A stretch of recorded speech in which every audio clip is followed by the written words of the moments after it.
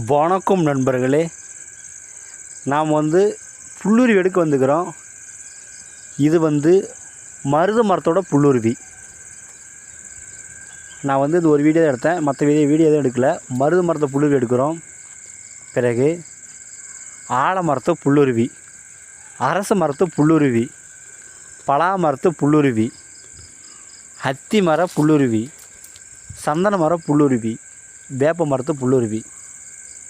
இது அனைத்தும் நாம் எடுத்து ஒரு சட்டியில் போட்டு கருக்கி, பிறகு அதன் கூட புனுகு, ஜவ்வாது, கோராசனை, அரகஜா, பச்சைக்கற்பூரம், ஊசிகாந்தம், கஸ்தூரி இது அனைத்தும் சேர்த்து கல்வெட்டு நல்லா அரைக்கணும். நல்லா மை போல் அரைத்து அந்த மையை ஒரு டப்பில் வடித்து வச்சுக்கோங்க. பிறகு வசி மந்திரத்தை ஒரு 1008 ஜபித்தால் அந்த மைக்கு உயிர் வரும்.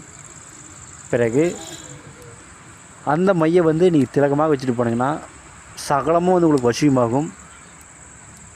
இந்த மையை அனைத்து விதமான வசி வேலைக்கும் நீங்கள் பயன்படுத்தலாம். வசியம் 8க்கும் இது வேலை செய்யும். இது கோர்ட்டு கேஸு அனைத்துக்கும் இது வேலை செய்யும்.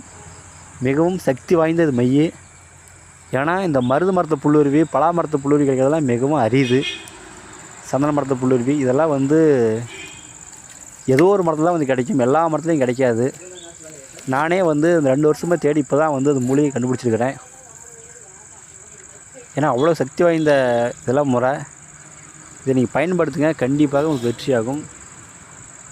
உங்களுக்கு தேவை அப்படின்னு ஃபோன் பண்ணி கேளுங்க, கண்டிப்பாக நான் கொடுக்குறேன்.